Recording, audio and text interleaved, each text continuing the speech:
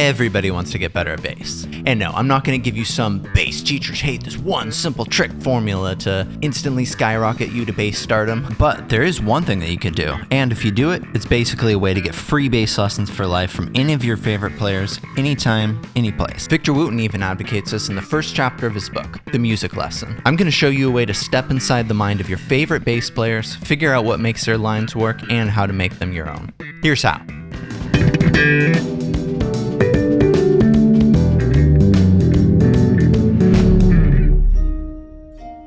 In 2020, Ghost of Tsushima was released and nominated for Game of the Year. Ever since, it's been known as one of the greatest games of all time. It was praised for stunning visuals, responsive, snappy combat, and great storytelling.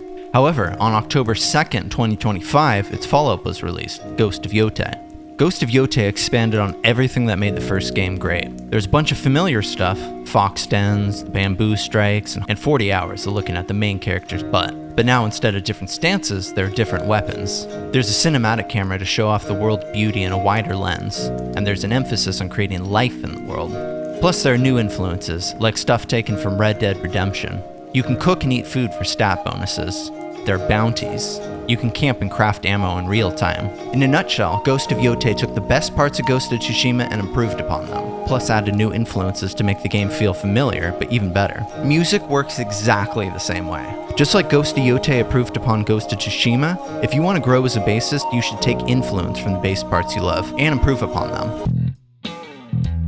In 2016, the Red Hot Chili Peppers released The Getaway. The fifth track, Goodbye Angels, had a bridge that went something like this.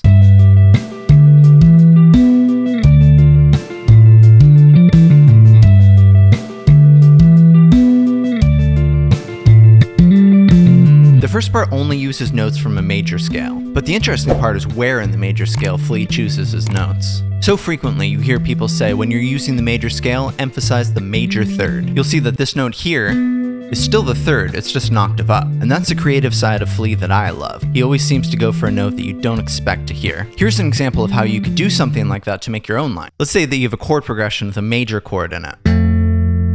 You could just take the same parts of the scale that Flea used, but just change the rhythm. Flea does...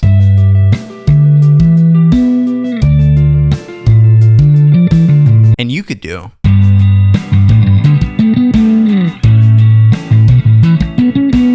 or you could even take something like this. Sometimes the influence could be something as simple as just liking the slides. In Purple Stain, Flea and Frusciante do this back and forth slide thing. You could take something like that and try to replicate it on bass. So if you have a chord progression that goes...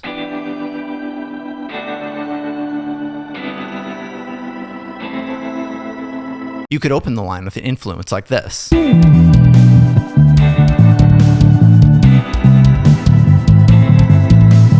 Sometimes an influence can capture just an element of something that you liked, and then you could use that influence to create something cool of your own.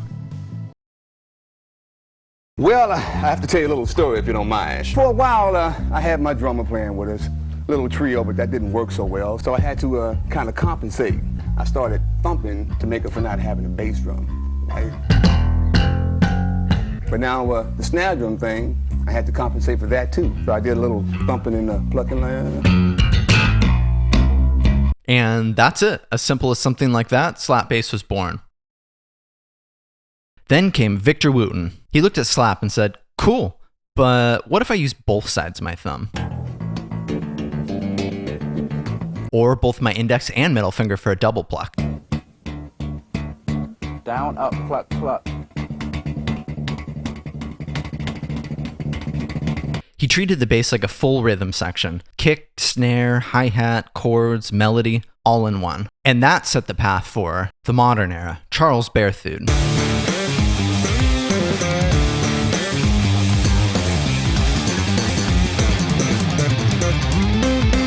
Charles didn't try to outdo Larry Graham or Victor Wooten. He studied them, their grooves, their musicality, their creativity, and then he used those lessons to build something uniquely his own. You can still hear Graham's foundation in his playing, that deep percussive thumb anchoring every idea.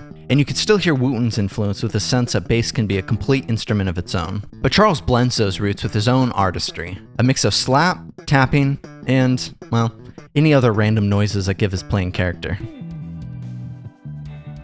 Whether you're in the studio or at home, you want to work with references. Try choosing a tone that you really like, be it bass or drums or guitar, whatever. Just do your best to replicate that sound.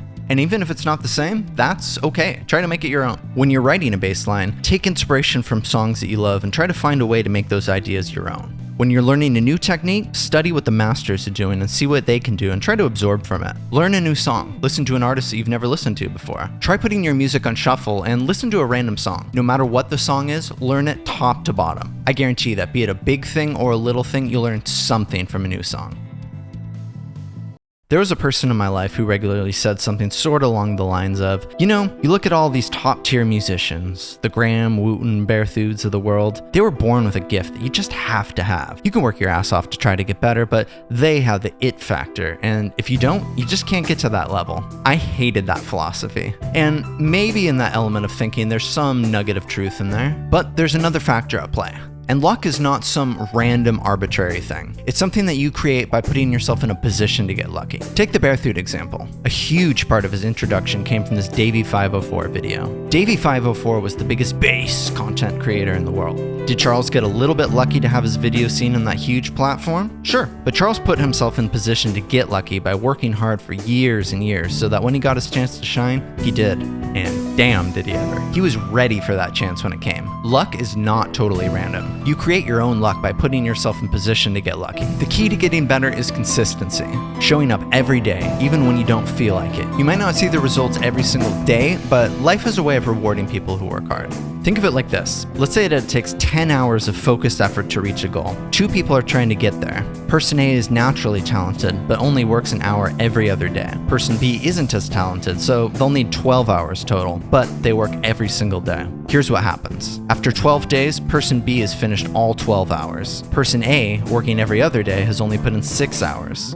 In less than 2 weeks, the consistent person has put in twice as much time. Stretch that out over a year and the difference is massive. Person B has 365 hours of work and person A has 182 hours of work. When you put in twice the effort, you will get ahead, and you'll be even more prepared when the time comes. It's a simple truth and maybe a little bit cliche, but it's one of the laws of success. Hard work beats talent when talent doesn't work hard. Alright everybody, that's it for today, and I hope you got something out of this. If you're a Flea fan, check out this song where I break down Aeroplane by Red Hot Chili Peppers. Remember, have fun. See ya.